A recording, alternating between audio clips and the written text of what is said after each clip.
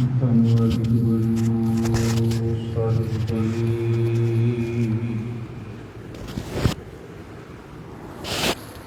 ਗੁਰੂ ਨਾਨਕ ਪਗ ਪੰਕਜ ਬੰਦਨ, ਪਗ ਪੰਕਜ ਬੰਦਨ।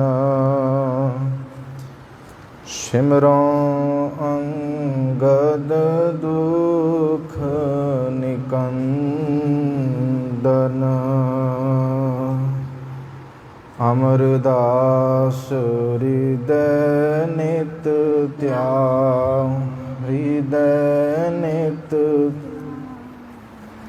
ਸ਼੍ਰੀ ਗੁਰੂ ਰਾਮਦਾਸ ਗੁਣ ਗਾਵੋ। ਗੁਰੂ ਅਰਜਨ ਬਿਘਨਨ ਕੇ ਨਾਸ਼ਕ, ਬਿਘਨਨ ਕੇ। ਸ਼੍ਰੀ ਹਰਗੋਬਿੰਦ ਸ਼ੁਭ ਮਤ ਪ੍ਰਕਾਸ਼ਕ। ਗੁਰੂ ਹਰਿ ਰਾਇ ਨਮੋ ਕਰ ਜੋਰੀ, ਨਮੋ ਕਰ। ਸ਼੍ਰੀ ਹਰਿ ਕ੍ਰਿਸ਼ਨ ਮਨਾਉ ਬਹੋਰੀ। ਤੇਗ ਬਹਾਦਰ ਪਰਮ ਕਿਰਪਾਲਾ, ਵਾਹਿਗੁਰੂ। ਸ਼੍ਰੀ ਗੁਰੂ ਗੋਬਿੰਦ ਸਿੰਘ ਵਿਸਾਲਾ।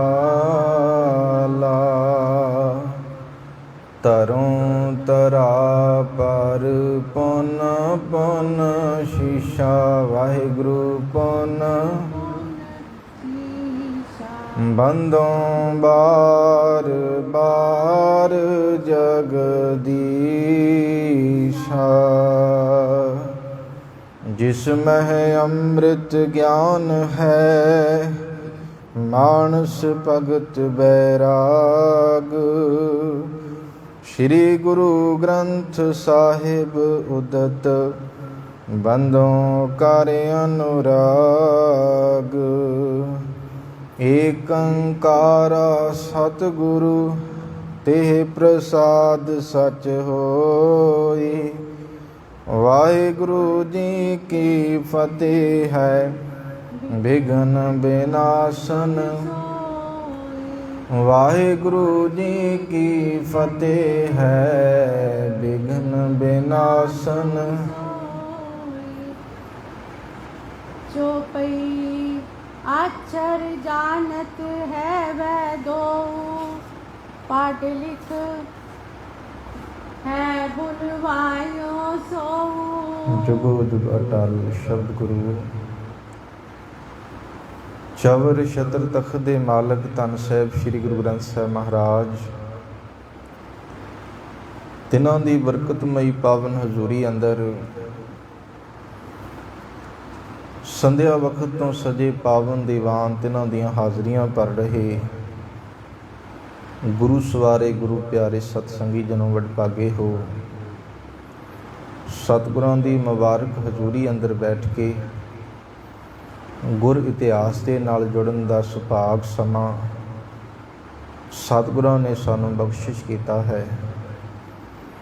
ਚੱਲ ਰਹੀ ਲੜੀਵਾਰ ਸ਼੍ਰੀ ਗੁਰਪ੍ਰਤਾਪ ਸੂਝ ਗ੍ਰੰਥ, ਤਿਸ ਦਾ ਦੂਸਰਾ ਅਧਿਆਏ, ਜਿਸ ਵਿੱਚ ਕੱਲ੍ਹ ਦੇ ਦੀਵਾਨਾਂ ਵਿੱਚ ਆਪ ਜੀ ਨੇ ਸਰਵਣ ਕੀਤਾ ਕਿਵੇਂ ਭਾਈ ਲਾਲਾ ਪੰਨੂ,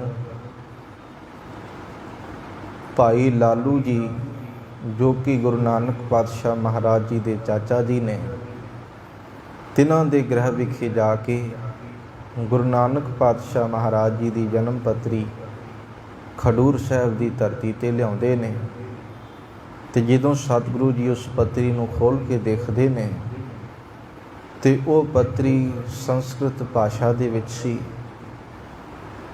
ਅਤੇ ਗੁਰੂ ਅੰਗਦ ਦੇਵ ਮਹਾਰਾਜ ਜੀ ਨੇ ਫਿਰ ਜਿਹੜਾ ਹੈ ਇਹ ਬਚਨ ਕਹੇ ਨੇ ਕਿ ਕੋਈ ਇਹੋ ਜਿਹਾ ਗੁਰਮੁਖ ਪਿਆਰਾ ਸਿੱਖ ਹੋਵੇ ਜਿਹੜਾ ਸੰਸਕ੍ਰਿਤ ਭਾਸ਼ਾ ਨੂੰ ਗੁਰਮੁਖੀ ਭਾਸ਼ਾ ਦੇ ਵਿੱਚ ਤਬਦੀਲ ਕਰ ਦੇਵੇ ਤੇ ਲਿਖ ਵੀ ਦੇਵੇ, ਤਾਂ ਜੋ ਅਸੀਂ ਹੀ ਨਹੀਂ ਸਮੁੱਚੀ ਕਾਇਨਾਤ ਜਿਹੜੀ ਹੈ ਉਹ ਗੁਰੂ ਨਾਨਕ ਪਾਤਸ਼ਾਹ ਮਹਾਰਾਜ ਜੀ ਦੇ ਪ੍ਰਕਾਸ਼ ਵੇਲੇ ਦਾ ਸਮਾਂ ਪੜ੍ਹ ਸਕੇ, ਸੁਣ ਸਕੇ, ਵਿਚਾਰ ਸਕੇ। ਆਓ ਉੱਥੇ ਫਿਰ ਕੁਝ ਗੁਰੂ ਕੇ ਸਿੱਖਾਂ ਨੇ, ਜਿਵੇਂ ਕਿ ਆਪਾਂ ਕੱਲ੍ਹ ਦੇ ਦੀਵਾਨਾਂ ਵਿੱਚ ਭਾਈ ਮਹਿਮਾ ਖਹਿਰਾ ਜੀ ਦਾ ਨਾਮ ਸਰਵਣ ਕੀਤਾ ਸੀ। ਤਿਨਾਂ ਨੇ ਉੱਠ ਕੇ ਬੇਨਤੀ ਕੀਤੀ, ਮਾਲਕ ਜੀ, ਇੱਕ ਗੁਰੂ ਕਾ ਸਿੱਖ ਹੈ ਜਿਹਦਾ ਨਾਮ ਭਾਈ ਪੈੜਾ ਮੋਖਾ ਹੈ। ਉਹ ਸੰਸਕ੍ਰਿਤ ਵਿਦਿਆ ਨੂੰ ਜਿਹੜਾ ਹੈ ਬਹੁਤ ਚੰਗੀ ਤਰ੍ਹਾਂ ਜਾਣਦਾ ਹੈ ਤੇ ਸੰਸਕ੍ਰਿਤ ਦੇ ਅਰਥ ਫਿਰ ਗੁਰਮੁਖੀ ਦੇ ਵਿੱਚ ਕਰਕੇ ਜਾਣੂ ਜਿਹੜਾ ਹੈ ਉਹ ਬਹੁਤ ਉੱਘਾ ਇੱਕ ਵਿਦਵਾਨ ਹੈ।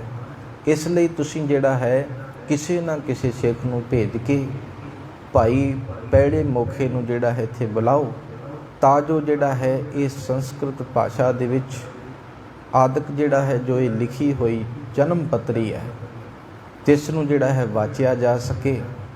ਹੁਣ ਕਿਵੇਂ ਸਤਿਗੁਰੂ ਜੀ ਭਾਈ ਪੈੜੇ ਮੋਖੇ ਦੇ ਗ੍ਰਹਿ ਵਿਖੇ ਗੁਰੂ ਕੇ ਸਿੱਖਾਂ ਨੂੰ ਭੇਜਦੇ ਨੇ ਤੇ ਕਿਵੇਂ ਭਾਈ ਪੈੜਾ ਮੋਖਾ ਗੁਰੂ ਸਾਹਿਬ ਜੀ ਦੀ ਚਰਨ ਸ਼ਰਨ ਦੇ ਵਿੱਚ ਆਉਂਦਾ ਹੈ।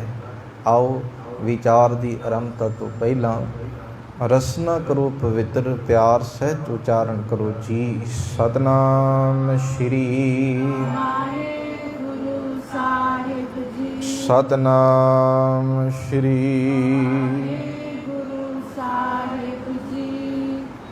ਚੌਪਈ अक्षर जानत है वह दो, पढ़ लिख है बुलवायो तो। ਗੁਰੂ ਕੇ ਸਿੱਖ ਕਹਿਣ ਲੱਗੇ ਉਹ ਜਿਹੜਾ ਭਾਈ ਪੈੜਾ ਮੋਖਾ ਹੈ ਉਹ ਸ਼ਾਸਤਰਾਂ ਦਾ ਗਿਆਤਾ ਹੈ। ਇਸ ਲਈ ਜਿਹੜਾ ਹੈ ਸ਼ਾਸਤਰੀ ਤੇ ਗੁਰਮੁਖੀ ਦੋਵੇਂ ਅੱਖਰਾਂ ਨੂੰ ਜਾਣਦਾ ਹੈ। ਉਹ ਪੜ੍ਹ ਵੀ ਲਏਗਾ, ਉਹ ਲਿਖ ਵੀ ਲਏਗਾ ਤੇ ਪੜ੍ਹ ਲਿਖ ਹੈ ਬੁਲਵਾਈਏ ਸੋ। ਉਹਨਾਂ ਨੂੰ ਜਿਹੜਾ ਹੈ ਤੁਸੀਂ ਉਹਨਾਂ ਦੇ ਗ੍ਰਹਿ ਵਿਖੇ ਤੋਂ ਬੁਲਾਉਣਾ ਕਰੋ। ਸ੍ਰੀ ਅੰਗਦ ਕਹਿ ਤੁਮਰੀ ਜਾਵੋ, ਕਰ ਸਤਕਾਰ ਤੁਰਤ ਲੈ ਆਵੋ। ਗੁਰੂ ਅੰਗਦ ਦੇਵ ਮਹਾਰਾਜ ਜੀ ਫਿਰ ਭਾਈ ਮਹਿਮੇ ਖਹਿਰੇ ਨੂੰ ਕਹਿੰਦੇ ਨੇ ਕਿ ਤੁਸੀਂ ਜਾਓ ਤੇ ਬੜੇ ਅਦਬ ਸਤਕਾਰ ਦੇ ਨਾਲ ਭਾਈ ਪੈੜਾ ਮੁਖਾ ਜੀ ਨੂੰ ਸਾਡੇ ਕੋਲ ਲਿਆਉਣਾ ਕਰੋ। ਮੈਂ ਮਾਂ ਪਹੁੰਚਿਓ ਤਾਏ ਆਵਾਸਾ, ਆਨਿਓ ਜਸ ਪਦ ਸਤਿਗੁਰ ਪਾਸਾ। ਭਾਈ ਮਹਿਮਾ ਖਹਿਰਾ ਹੁਣ ਸੁਲਤਾਨਪੁਰ ਦੀ ਧਰਤੀ ਤੇ ਪਹੁੰਚਿਆ ਹੈ, ਜਿੱਥੇ ਪੈੜੇ ਮੁਖੇ ਦਾ ਜਿਹੜਾ ਹੈ ਟਿਕਾਣਾ ਹੈ, ਘਰ ਹੈ। ਉਹਦੇ ਗ੍ਰਹਿ ਵਿਖੇ ਪਹੁੰਚ ਕੇ ਫਿਰ ਆਨਿਓ ਜਸ ਪਦ ਸਤਿਗੁਰ ਪਾਸਾ ਜਾ ਕੇ ਬੇਨਤੀ ਕੀਤੀ ਹੈ ਕਿ ਗੁਰੂ ਸਾਹਿਬ ਜੀ ਨੇ ਤੁਹਾਨੂੰ ਯਾਦ ਕੀਤਾ ਹੈ, ਤੁਸੀਂ ਸਾਡੇ ਨਾਲ ਚੱਲਣਾ ਕਰੋ। ਤੇ ਭਾਈ ਪੈੜੇ ਮੁਖੇ ਨੇ ਭਾਈ ਮਹਿਮੇ ਦੇ ਬਚਨ ਸੁਣ ਕੇ ਛੇਤੀ ਹੀ ਗੁਰੂ ਚਰਨਾਂ ਵਿੱਚ ਜਾਣ ਵਾਸਤੇ ਤਿਆਰੀ ਕੀਤੀ ਹੈ। ਪਰਿਓ ਚਰਨ ਗੁਰੀ ਆਗਿਆ ਦੀਨੀ, ਪੜੋ ਪਤਰਿਕਾ ਸੁਖ ਪ੍ਰਦ ਚੀਨੀ। ਗੁਰੂ ਸਾਹਿਬ ਜੀ ਦੇ ਚਰਨ ਕਮਲਾਂ ਤੇ ਜਿਹੜਾ ਮੱਥਾ ਟੇਕਿਆ ਹੈ ਤੇ ਫਿਰ ਗੁਰੂ ਸਾਹਿਬ ਜੀ ਨੇ ਬਚਨ ਆਖੇ ਨੇ, ਭਾਈ ਪੈੜਾ ਮੁਖਾ, ਜੋ ਇਹ ਗੁਰੂ ਨਾਨਕ ਪਾਤਸ਼ਾਹ ਮਹਾਰਾਜ ਜੀ ਦੀ ਜਨਮ ਪੱਤਰੀ ਹੈ ਤਿਸ ਨੂੰ ਤੁਸੀਂ ਹੁਣ ਖੋਲ ਕੇ ਵਾਚਣਾ ਕਰੋ, ਪੜ੍ਹਨਾ ਕਰੋ। ਕਰ ਮੈਂ ਲੈ ਪਤਰਿਕਾ ਬਾਚੀ, ਜਨ ਬਾਣੀ ਰਸਨਾ ਪਰ ਨਾਚੀ। ਕਵੀ ਸੰਤੋਖ ਸਿੰਘ ਜੀ ਕਹਿਣ ਲੱਗੇ ਫਿਰ ਉਹ ਜਨਮ ਪੱਤਰੀ ਭਾਈ ਪੈੜੇ ਮੁਖੇ ਨੇ ਜਦੋਂ ਆਪਣੇ ਹੱਥਾਂ ਦੇ ਵਿੱਚ ਫੜੀ ਹੈ ਤੇ ਖੋਲ ਕੇ ਜਦੋਂ ਪੜ੍ਹਨ ਲੱਗਾ, ਐਂ ਪੜ੍ਹਦਾ ਹੈ ਕਿ ਜਿਵੇਂ ਸਰਸਵਤੀ ਜ਼ੁਬਾਨ ਤੇ ਨੱਚਦੀ ਹੋਵੇ। ਸੁਣ ਕਰ ਖੁਸ਼ੀ ਕਰੀ ਤੈ ਸਿੱਖ ਪਰ, ਗੁਰਮੁਖੀ ਲਿਖੀਏ ਇਹ ਅੱਖਰ। ਗੁਰੂ ਸਾਹਿਬ ਜੀ ਨੇ ਜਦੋਂ ਉਹ ਜਨਮ ਪੱਤਰੀ ਵਿੱਚ ਜੋ ਜੋ ਲਿਖਿਆ ਸੀ ਜਦੋਂ ਸਰਵਣ ਕੀਤਾ ਹੈ ਤੇ ਕੁਝ ਕੁ ਸਰਵਣ ਕਰਕੇ ਗੁਰੂ ਅੰਗਦ ਦੇਵ ਮਹਾਰਾਜ ਜੀ ਕਹਿਣ ਲੱਗੇ, ਗੁਰਮੁਖੀ ਲਿਖੀ ਹੈ ਇਹ ਅੱਖਰ। ਸੰਸਕ੍ਰਿਤ ਭਾਸ਼ਾ ਨੂੰ ਆਪਾਂ ਗੁਰਮੁਖੀ ਭਾਸ਼ਾ ਦੇ ਵਿੱਚ ਤਬਦੀਲ ਕਰ ਦਈਏ। ਇਸ ਲਈ ਜਿਹੜਾ ਹੈ ਇਹ ਕਾਰਜ ਤੁਸੀਂ ਆਰੰਭ ਕਰਨਾ ਕਰੋ। ਕਰ ਕਾਗਰ ਲੀਨ ਮੰਗਾਈ, ਸ੍ਰੀ ਅੰਗਦ ਇਹ ਕਹਿ ਕੇ ਫਿਰ ਜਿਹੜਾ ਗੁਰੂ ਸਾਹਿਬ ਜੀ ਨੇ ਕੁਝ ਕਾਗਜ਼ ਮੰਗਵਾਏ ਨੇ, ਕਲਮ ਦਵਾਤ ਮੰਗਵਾਈ ਹੈ, ਤੇ ਫਿਰ ਜਿਹੜਾ ਇਹ ਸਾਰੀ ਚਿੱਠੀ ਸੀ ਲਿਖਵਾਉਣੀ ਸ਼ੁਰੂ ਕੀਤੀ ਹੈ।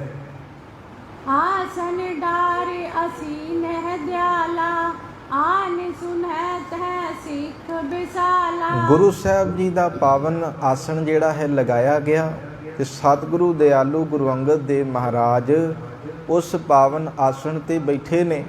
ਤੇ ਇਧਰ ਫਿਰ ਵੱਡੀ ਗਿਣਤੀ ਵਿੱਚ ਸਿੱਖ, ਜਿਨ੍ਹਾਂ ਨੂੰ ਪਤਾ ਲੱਗਾ ਕਿ ਗੁਰੂ ਨਾਨਕ ਪਾਤਸ਼ਾਹ ਮਹਾਰਾਜ ਜੀ ਦੀ ਜਨਮ ਪੱਤਰੀ ਲਿਆਂਦੀ ਗਈ ਹੈ ਤੇ ਉਹ ਲਿਖਵਾਈ ਜਾ ਰਹੀ ਹੈ, ਤੇ ਬਹੁਤ ਵੱਡੀ ਤਾਦਾਦ ਦੇ ਵਿੱਚ, ਗਿਣਤੀ ਦੇ ਵਿੱਚ ਗੁਰੂ ਕੇ ਪਿਆਰੇ ਗੁਰੂ ਨਾਨਕ ਨੂੰ ਮੰਨਣ ਵਾਲੇ ਗੁਰੂ ਕੇ ਸਿੱਖ ਗੁਰੂ ਚਰਨਾਂ ਵਿੱਚ ਹਾਜ਼ਰ ਹੋਏ ਹਨ। ਇੱਕ ਬੁੱਢਾ ਜੋ ਹੈ ਤਤਵੇਤਾ, ਮੋਹ ਆਦ ਜੋ ਧਾਤ ਦੇਤਾ। ਇੱਥੇ ਫਿਰ ਜ਼ਿਕਰ ਕੀਤਾ ਕਿ ਇਸ ਸੰਗਤ ਦੇ ਵਿੱਚ ਬਾਬਾ ਬੁੱਢਾ ਸਾਹਿਬ ਜੀ ਵੀ ਬੈਠੇ ਨੇ। ਗੁਰੂ ਨਾਨਕ ਪਾਤਸ਼ਾਹ ਮਹਾਰਾਜ ਜੀ ਦੇ ਅਨੰਨ ਪਿਆਰੇ ਸਿੱਖ ਨੇ। 12 ਸਾਲ ਦੀ ਅਰਬਲਾ ਵਿੱਚ ਗੁਰੂ ਨਾਨਕ ਪਾਤਸ਼ਾਹ ਮਹਾਰਾਜ ਜੀ ਕੋਲ ਆਏ ਸਨ, ਤੇ ਲੰਮੀ ਸੇਵਾ ਜਿਹੜੀ ਹੈ ਇਹਨਾਂ ਨੇ 125 ਸਾਲ ਦੀ ਉਮਰ ਵਿੱਚ 113 ਸਾਲ ਗੁਰੂ ਨਾਨਕ ਸਾਹਿਬ ਜੀ ਦੇ ਦਰ ਤੇ ਰਹੇ ਨੇ। 6 ਪਾਤਸ਼ਾਹੀਆਂ ਦੇ ਦਰਸ਼ਨ ਕੀਤੇ ਨੇ। ਤੇ ਕਵੀ ਸੰਤੋਖ ਸਿੰਘ ਜੀ ਕਹਿੰਦੇ, ਇੱਕ ਬੁੱਢਾ ਜੋ ਹੈ ਤਤਵੇਤਾ। ਤਤਵੇਤਾ ਦਾ ਅਰਥ ਹੁੰਦਾ ਹੈ ਕਿ ਬਹੁਤ ਤੱਤ ਦੀ ਗੱਲ ਕਰਨ, ਨਿਚੋੜ ਕੱਢਣ ਵਾਲੇ। ਭਾਵ ਜਿਹੜਾ ਹੈ ਵਿਵੇਕੀ ਪੁਰਖ ਨੇ, ਤਤ ਬੇਤੇ ਨੇ, ਉੱਘੇ ਵਿਦਵਾਨ ਨੇ। ਭਾਈ ਬਾਬਾ ਬੁੱਢਾ ਸਾਹਿਬ ਜੀ ਵੀ ਇਸ ਸੰਗਤ ਦੇ ਵਿੱਚ ਬੈਠੇ ਨੇ। ਮੋਹ ਆਦ ਜੋਧਾ ਅਤ ਜੇਤਾ। ਇਹਨਾਂ ਨੇ ਜਿਹੜਾ ਹੈ ਕਾਮ, ਕ੍ਰੋਧ, ਲੋਭ, ਮੋਹ, ਅਹੰਕਾਰ ਨੂੰ ਜਿਹੜਾ ਆਪਣੇ ਵਸ ਵਿੱਚ ਕੀਤਾ ਹੋਇਆ ਹੈ। ਇਹ ਬਹੁਤ ਵੱਡੇ ਯੋਧੇ ਹਨ। ਬਚਨ ਪਾਏ ਗੁਰ ਜੋ ਸਿਸ ਬੈਸਾ, ਪਇਓ ਪਰਮ ਬ੍ਰਿਧਨ ਤਨ ਜੈਸਾ। ਉਸਨੇ ਫਿਰ ਬਾਲ ਉਮਰ ਤੋਂ ਹੀ, ਭਾਵ ਬਾਬਾ ਬੁੱਢਾ ਸਾਹਿਬ ਜੀ ਦੀ ਗੱਲ ਚੱਲ ਰਹੀ ਹੈ, ਬਾਬਾ ਬੁੱਢਾ ਸਾਹਿਬ ਜੀ ਨੇ ਬਾਲ ਉਮਰ ਤੋਂ ਹੀ, ਬਚਪਨ ਤੋਂ ਹੀ ਗੁਰੂ ਨਾਨਕ ਪਾਤਸ਼ਾਹ ਮਹਾਰਾਜ ਜੀ ਦੇ ਬਚਨ ਸੁਣੇ ਨੇ। ਤੇ ਉਹਨਾਂ ਦਾ ਸਰੀਰ ਆਦਿਕ ਜਿਹੜਾ ਹੈ ਬੁੱਢਿਆਂ ਦੇ ਸਮਾਨ ਜ਼ਰੂਰ ਹੋ ਗਿਆ ਹੈ, ਪਰ ਗੁਰਮੁਖ ਬੁੱਢੇ ਕਦੇ ਨਹੀਂ, ਜਿਨ੍ਹਾਂ ਅੰਤਰ ਸੁਰਤ ਗਿਆਨ। ਹਾਲੇ ਵੀ ਜਿਹੜਾ ਹੈ ਅਵਸਥਾ ਚੜ੍ਹਦੀ ਕਲਾ ਵਾਲੀ ਹੈ, ਤੇ ਬਾਬਾ ਬੁੱਢਾ ਸਾਹਿਬ ਜੀ ਉਸ ਸੰਗਤ ਦੇ ਵਿੱਚ ਵਿਰਾਜਮਾਨ ਹਨ। ਹਟ ਪਾਤਸ਼ਾਹੀ ਰਹਿਓ ਹਦੂਰਾ, ਨਿਪੁਨ ਸੇਵ ਮੈਂ ਬਚਨਨ ਪੂਰਾ। ਇਹ ਅਗਾਂਹ ਦੀ ਗੱਲ ਕਰ ਦਿੱਤੀ ਕਿ ਬਾਬਾ ਬੁੱਢਾ ਸਾਹਿਬ ਜੀ, ਕਿਉਂਕਿ ਅਜੇ ਸੇਵਾਵਾਂ ਉਹਨਾਂ ਦੀਆਂ ਆਉਣਗੀਆਂ 6 ਪਾਤਸ਼ਾਹੀਆਂ ਤੱਕ, ਜਦੋਂ ਵਿਚਾਰ ਚੱਲੇਗੀ ਤੇ ਉੱਥੇ ਹਰ ਇੱਕ ਥਾਂ ਤੇ ਬਾਬਾ ਬੁੱਢਾ ਸਾਹਿਬ ਜੀ ਦਾ ਜ਼ਿਕਰ ਹੋਏਗਾ। ਪਰ ਇੱਥੇ ਜਿਹੜਾ ਸ਼ੁਰੂਆਤ ਦੇ ਵਿੱਚ ਕਵੀ ਸੰਤੋਖ ਸਿੰਘ ਜੀ ਚੂੜਾਮਣੀ, ਜਿਨ੍ਹਾਂ ਨੇ ਜ਼ਿਕਰ ਕਰ ਦਿੱਤਾ ਕਿ 6 ਪਾਤਸ਼ਾਹੀਆਂ ਤੱਕ ਗੁਰੂ ਸਾਹਿਬ ਜੀ ਦੀ ਹਜ਼ੂਰੀ ਮਾਣੀ ਹੈ, ਗੁਰੂ ਸਾਹਿਬ ਜੀ ਦੀ ਸੰਗਤ ਦੇ ਵਿੱਚ ਰਹੇ ਨੇ, ਤੇ ਸੇਵਾ ਤੇ ਬਚਨਾਂ ਦੇ ਉਹ ਪੂਰੇ ਨੇ। ਬਚਨਾਂ ਕਰਕੇ, ਕਰਮਾਂ ਕਰਕੇ, ਤੇ ਇਸ ਪ੍ਰਕਾਰ ਜਿਹੜਾ ਹੈ ਮਨ ਬਚ ਕਰਮ ਕਰਕੇ ਉਹ ਸੰਪੂਰਨ ਨੇ, ਪੂਰੇ ਹਨ। ਸੋ ਸ਼ਰੋਤਾ ਬੈਸਿਓ ਮਤ ਧੀਰਾ, ਸੁਨਨ ਕਥਾ ਜੋ ਹਰੇ ਭਉ ਪੀਰਾ। ਪਰਮ ਧੀਰਜਵਾਨ ਬਾਬਾ ਬੁੱਢਾ ਸਾਹਿਬ ਜੀ ਉੱਥੇ ਅਜਿਹੀ ਕਥਾ ਸੁਣਨ ਵਾਸਤੇ ਬੈਠੇ ਨੇ, ਜਿਸ ਦੇ ਸੁਣਨ ਨਾਲ ਸਾਰੀਆਂ ਸੰਸਾਰਕ ਪੀੜਾਂ ਜਿਹੜੀਆਂ ਨੇ ਨਾ, ਉਹ ਦੂਰ ਹੋ ਜਾਂਦੀਆਂ ਨੇ, ਖਤਮ ਹੋ ਜਾਂਦੀਆਂ ਨੇ। ਭਾਵ ਗੁਰੂ ਨਾਨਕ ਪਾਤਸ਼ਾਹ ਮਹਾਰਾਜ ਜੀ ਦੀ ਪਾਵਨ ਪਵਿੱਤਰ ਜਿਹੜਾ ਹੈ ਪ੍ਰਕਾਸ਼ ਵੇਲੇ ਦੀ ਜੋ ਕਥਾ ਹੈ, ਅਰੰਭਤਾ ਤੋਂ ਬਾਬਾ ਬੁੱਢਾ ਸਾਹਿਬ ਜੀ ਸੁਣਨ ਵਾਸਤੇ ਬੈਠੇ ਹਨ। ਅਮਰਦਾਸ ਤੇ ਜੋ ਕੇ ਨੰਦਨ, ਸੇਵੇ ਜਿਨ ਅੰਗਦ ਦੁਖ ਕੰਦਨ। ਸ਼੍ਰੀ ਗੁਰੂ ਅਮਰਦਾਸ ਪਾਤਸ਼ਾਹ ਮਹਾਰਾਜ, ਕਹਿਣ ਤੋਂ ਭਾਵ ਕਿ ਉਸ ਸਮੇਂ ਗੁਰਿਆਈ ਨਹੀਂ ਸੀ ਉਹਨਾਂ ਕੋਲ। ਕਹਿ ਲਓ ਕਿ ਗੁਰੂ ਅੰਗਦ ਦੇਵ ਮਹਾਰਾਜ ਤੇ ਗੁਰੂ ਅਮਰਦਾਸ ਮਹਾਰਾਜ, ਇਹ ਦੋਵੇਂ ਅਸਲ ਦੇ ਵਿੱਚ ਰਿਸ਼ਤੇਦਾਰੀ ਵਿੱਚ ਦੋਵੇਂ ਗੁਰੂ ਸਾਹਿਬਾਨ ਆਪਸ ਦੇ ਵਿੱਚ ਕੁੜਮ ਨੇ। ਤੇ ਇੱਥੇ ਜਿਹੜਾ ਹੈ ਹੁਣ ਗੁਰੂ ਰੂਪ ਦੇ ਵਿੱਚ ਨਹੀਂ, ਸੰਗਤ ਰੂਪ ਦੇ ਵਿੱਚ, ਇੱਕ ਸਿੱਖ ਰੂਪ ਦੇ ਵਿੱਚ ਬਾਬਾ ਅਮਰਦਾਸ ਸਾਹਿਬ ਜੀ ਵੀ ਬੈਠੇ ਨੇ ਕਥਾ ਸੁਣਨ ਵਾਸਤੇ। ਅਮਰਦਾਸ ਤੇਜੋ ਕੇ ਨੰਦਨ, ਨੰਦਨ ਦਾ ਅਰਥ ਹੁੰਦਾ ਪੁੱਤਰ। ਬਾਬਾ ਤੇਜ ਭਾਨ ਜੀ ਦੇ ਪੁੱਤਰ ਨੇ। ਸੇਵੇ ਜਿਨ ਅੰਗਦ ਦੁਖ ਨੰਦਨ, ਸੇਵੇ ਜਿਨ ਅੰਗਦ ਦੁਖ ਕੰਦਨ, ਜਿਨ੍ਹਾਂ ਨੇ ਗੁਰੂ ਅੰਗਦ ਦੇ ਮਹਾਰਾਜ ਜੀ ਦੀ ਨਿਸ਼ਕਾਮਤਾ ਦੇ ਵਿੱਚ ਸੇਵਾ ਕੀਤੀ ਹੈ। ਤੇ ਆਪ ਜੀ ਨੇ ਦੇ ਨਾਲ ਕਈ ਵਾਰ ਇਤਿਹਾਸ ਜਿਹੜਾ ਹੈ ਵਾਚਿਆ ਗਿਆ ਹੈ, ਸਰਵਣ ਕਰਵਾਇਆ ਗਿਆ ਹੈ ਕਿ ਬਹੁਤ ਵੱਡੀ ਸੇਵਾ ਹੈ ਗੁਰੂ ਅਮਰਦਾਸ ਪਾਤਸ਼ਾਹ ਮਹਾਰਾਜ ਜੀ ਦੀ। ਜਿਸ ਸਮੇਂ ਮਨੁੱਖ ਦੇ ਗੋਡੇ ਨਹੀਂ ਚੱਲਦੇ ਨਾ, ਉਸ ਸਮੇਂ ਬਾਬਾ ਬੁੱਢਾ ਸਾਹਿਬ ਜੀ ਨੇ 11 ਸਾਲ ਬਿਨਾਂ ਨਾਗੇ ਸੇਵਾ ਜਿਹੜੀ ਹੈ ਗਾਗਰ ਦੀ ਕੀਤੀ ਹੈ। ਗਾਗਰ ਦੇ ਵਿੱਚ ਰੋਜ਼ਾਨਾ ਅੰਮ੍ਰਿਤ ਵੇਲੇ ਜਿਹੜਾ ਹੈ ਗੁਰੂ ਸਾਹਿਬ ਜੀ ਦੇ ਇਸ਼ਨਾਨ ਵਾਸਤੇ ਜਲ ਭਰ ਕੇ ਲਿਆਉਣਾ ਹੈ ਬਿਨਾਂ ਨਾਗੇ ਤੋਂ। ਹੁਣ ਆਪ ਤੁਸੀਂ ਜਿਹੜਾ ਹੈ ਇਹ ਅਵਸਥਾ ਖੁਦ ਆਪਾਂ ਬੈਠ ਕੇ ਵਾਚੀਏ ਕਿ ਕਿੰਨੀ ਉੱਚੀ ਅਵਸਥਾ ਹੋਏਗੀ ਕਿ 11 ਸਾਲ ਦੇ ਵਿੱਚ ਇੱਕ ਦਿਨ ਵੀ ਨਾਗਾ ਨਹੀਂ ਪਿਆ। 62 ਸਾਲ ਦੀ ਉਮਰ ਤੋਂ ਲੈ ਕੇ 73 ਸਾਲ ਤੱਕ ਲਗਾਤਾਰ। ਤੇ ਕਵੀ ਸੰਤੋਖ ਸਿੰਘ ਜੀ ਕਹਿੰਦੇ ਅਮਰਦਾਸ ਤੇਜੋ ਕੇ ਨੰਦਨ, ਸੇਵੇ ਜਿਨ ਅੰਗਦ ਦੁਖ ਕੰਦਨ। ਅਸਲ ਦੇ ਵਿੱਚ ਉਹਨਾਂ ਦੀ ਸੇਵਾ ਦੇ ਵਿੱਚ ਤਤਪਰ ਰਹੇ ਨੇ। ਭਾਵ ਗੁਰੂ ਅੰਗਦ ਦੇਵ ਮਹਾਰਾਜ ਜੀ ਦੀ ਸੇਵਾ ਨਿਸ਼ਕਾਮਤਾ ਦੇ ਵਿੱਚ ਕੀਤੀ ਹੈ। ਗੁਰਤਾ ਪਾਈ ਜਿਨ ਪਛਤਾਤੀ, ਸੁਨਤ ਪਇਓ ਸੋ ਕਥਾ ਸੁਹਾਤੀ। ਸੇਵਾ ਤੋਂ ਬਾਅਦ ਗੁਰੂ ਅਮਰਦਾਸ ਪਾਤਸ਼ਾਹ ਮਹਾਰਾਜ ਜੀ ਨੇ ਫਿਰ ਗੁਰਿਆਈ ਜਿਹੜਾ ਹੈ ਪ੍ਰਾਪਤ ਕੀਤੀ ਹੈ। ਤੇ ਐਸੇ ਗੁਰੂ ਅਮਰਦਾਸ ਮਹਾਰਾਜ ਪਾਤਸ਼ਾਹ ਜਿਨ੍ਹਾਂ ਬਾਰੇ ਭੱਟ ਸਾਹਿਬਾਨ ਵੀ ਕਹਿੰਦੇ ਨੇ ਕਿ ਹੇ ਗੁਰੂ ਅਮਰਦਾਸ ਪਾਤਸ਼ਾਹ ਮਹਾਰਾਜ, ਤੇਰੀ ਉਪਮਾ ਤੋਹੇ ਬਨ ਆਵੇ। ਤੁਹਾਡੀ ਉਪਮਾ ਕੇਵਲ ਜਿਹੜਾ ਹੈ ਤੁਸੀਂ ਜਾਣ ਸਕਦੇ ਹੋ, ਸਾਡੀ ਜ਼ੁਬਾਨ ਦੇ ਵਿੱਚ ਇਤਨੀ ਤਾਕਤ ਨਹੀਂ ਹੈ।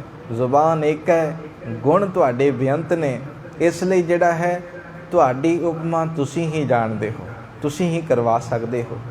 ਇਸ ਲਈ ਇਹੋ ਜਿਹੇ ਗੁਰੂ ਸਾਹਿਬ ਉਹ ਵੀ ਸਿੱਖ ਰੂਪ ਦੇ ਵਿੱਚ ਉਸ ਸਮੇਂ ਇਸ ਕਥਾ ਦੇ ਵਿੱਚ ਸੁਣਨ ਵਾਸਤੇ ਸੰਗਤ ਦੇ ਵਿੱਚ ਸੁਭਾਇਮਾਨ ਹਨ।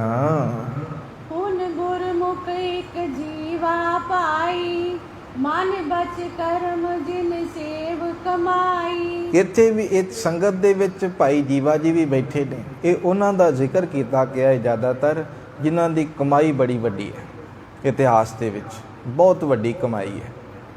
ਉਹਨਾਂ ਦਾ ਜ਼ਿਕਰ ਕੀਤਾ ਗਿਆ ਹੈ ਕਵੀ ਸੰਤੋਖ ਸਿੰਘ ਜੀ ਵੱਲੋਂ। ਕਹਿਣ ਲੱਗੇ ਪੁੰਨ ਗੁਰਮੁਖ ਇੱਕ ਜੀਵਾ ਭਾਈ। ਭਾਈ ਜੀਵਾ ਨਾਮ ਦਾ ਸਿੱਖ ਵੀ ਇਸ ਸੰਗਤ ਦੇ ਵਿੱਚ ਬੈਠਾ ਹੈ। ਮਨ ਬਚ ਕਰਮ ਜਿਨ ਸੇਵ ਕਮਾਈ। ਮਨ ਕਰਕੇ, ਬਚਨਾ ਕਰਕੇ, ਕਰਮਾਂ ਕਰਕੇ ਸੇਵਾ ਜਿਹੜੀ ਹੈ ਉਹ ਸੰਪੂਰਨ ਕੀਤੀ ਇਹਨਾਂ ਨੇ। ਇਹ ਮਨ ਬਚ ਕਰਮ ਦਾ ਜ਼ਿਕਰ ਕਿਉਂ ਆਉਂਦਾ ਹੈ? ਉਹ ਇਸ ਲਈ ਕਿ ਜੇਕਰ ਅਸੀਂ ਬਾਹਰ ਮੁਖੀ ਕੁਝ ਕਰਕੇ ਸੰਸਾਰ ਨੂੰ ਵੀ ਵਿਖਾ ਰਹੇ ਹਾਂ ਨਾ, ਉਹ ਕੀਤਾ ਹੋਇਆ ਸਾਡੇ ਕਰਮਾਂ ਵਿੱਚ ਵੀ ਹੋਵੇ, ਸਾਡੇ ਮਨ ਦੇ ਵਿੱਚ ਵੀ ਹੋਵੇ। ਇਹ ਨਾ ਹੋਵੇ ਕਿ ਅੰਦਰ ਕੁਝ ਹੈ, ਬਾਹਰ ਅਸੀਂ ਕੁਝ ਕਰ ਰਹੇ ਹਾਂ ਅਤੇ ਕਰਮਾਂ ਦੇ ਵਿੱਚ ਸਾਡੇ ਕੁਝ ਹੋਵੇ। ਉਹ ਫਿਰ ਗੱਲ ਨਹੀਂ ਬਣਦੀ। ਗੁਰੂ ਕੀ ਬਾਣੀ ਵੀ ਸਾਨੂੰ ਜਿਹੜਾ ਹਦਾਇਤ ਦਿੰਦੀ ਹੈ ਕਿ ਜੇਕਰ ਰੱਬ ਨੂੰ ਵੀ ਸਿਮਰਨਾ ਹੈ ਤੇ ਮਨ ਬਚ ਕਰਮ ਪ੍ਰਭ ਏਕ ਧਿਆਏ।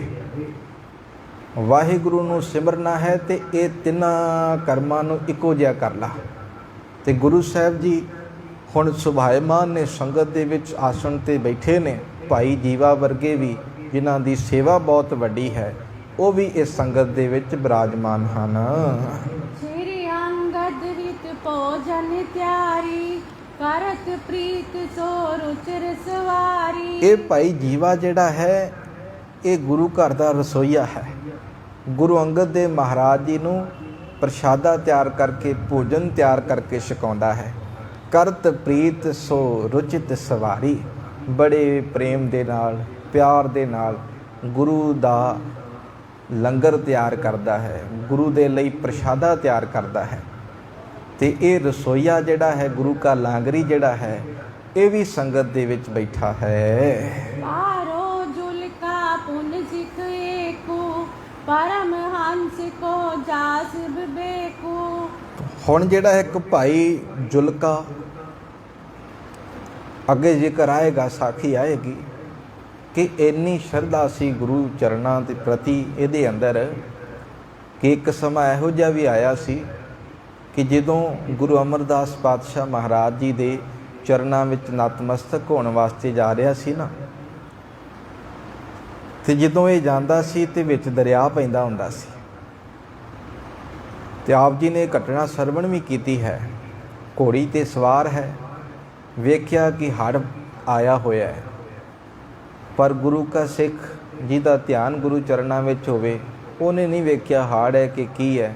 ਘੋੜੇ ਸਮੇਤ ਜਿਹੜਾ ਅੰਦਰ ਵੜ ਗਿਆ ਤੇ ਬਾਹਰ ਵੀ ਨਿਕਲ ਗਿਆ, ਤੇ ਉੱਥੇ ਹੀ ਫੌਜ ਲੈ ਕੇ ਅਬਦੁੱਲਾ ਨਾਮ ਦਾ ਇੱਕ ਜਿਹੜਾ ਹੈ ਨਾ ਫੌਜਦਾਰ ਬੈਠਾ ਹੋਇਆ ਹੈ ਜਲੰਧਰ ਦਾ।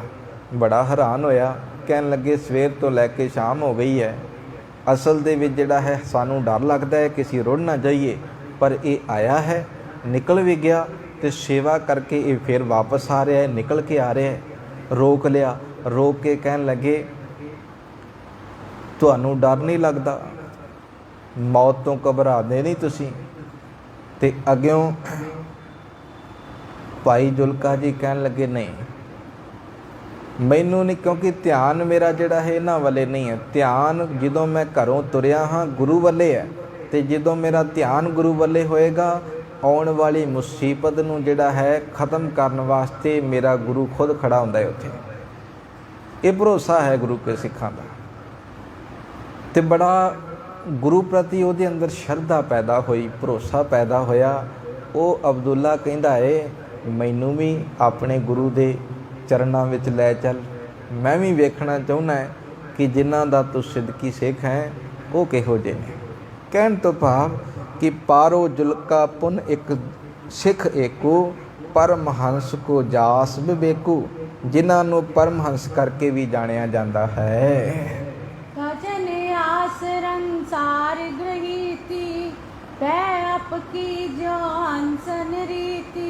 ਭਾਵ ਇਹ ਹੈ ਕਿ ਉਹਨਾਂ ਦੀ ਇਹ ਅੱਲ ਹੈ।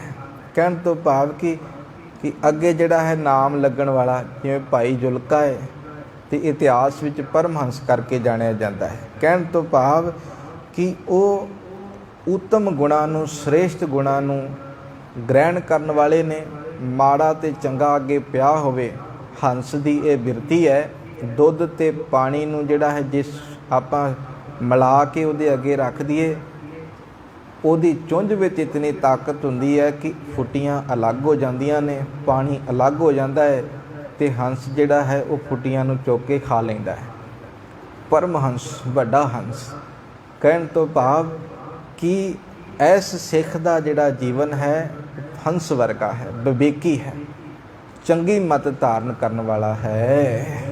ਸੈਨ ਸਰਸ ਇਕ ਤਿੰਗਾ ਨਾਈ, ਜਿਨ ਸਿੱਖੀ ਕੀ ਰੀਤ ਕਮਾਈ। ਭਗਤ ਸੈਣ ਵਰਗਾ, ਭਗਤ ਸੈਣ ਜੀ ਹੋਏ ਨੇ, ਬਾਣੀ ਵੀ ਪੜ੍ਹਦੇ ਹੋ। ਸ਼੍ਰੀ ਸੈਣ ਧੂਪ ਦੀਪ ਕ੍ਰਿਤ ਸਾਜ ਆਰਤੀ, ਵਾਰਨ ਜਾਉ ਕਮਲਾਪਤੀ, ਪੜ੍ਹਦੇ ਹੋ ਸ਼ਬਦ। ਭਗਤ ਸੈਣ ਜੀ ਜੋ ਕਿਤੇ ਵਜੋਂ ਨਾਈ ਦਾ ਕਰਮ ਕਰਦੇ ਸਨ, ਭਾਵ ਜਿਹੜਾ ਹੈ ਹਰ ਕਿਤੇ ਸੱਦਾ ਦੇਣਾ।